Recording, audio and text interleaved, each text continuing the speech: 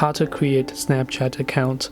Hey everyone, welcome back to our channel. In this video I'm going to guide you through the steps on how you can create a Snapchat account, so make sure to stick with me till the end.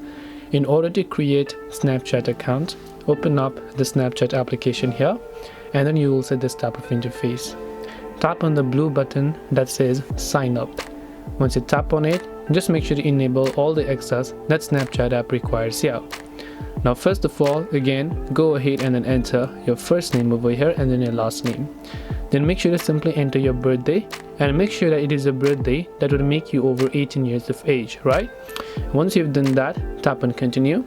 You can choose a custom username, or Snapchat will suggest this one by default, but you can tap on change option. You can give it a username here and then tap on continue.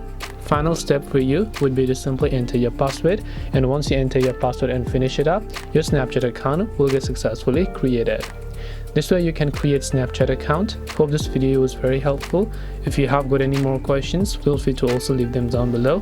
Thank you for watching till the end, and see you soon in the next video.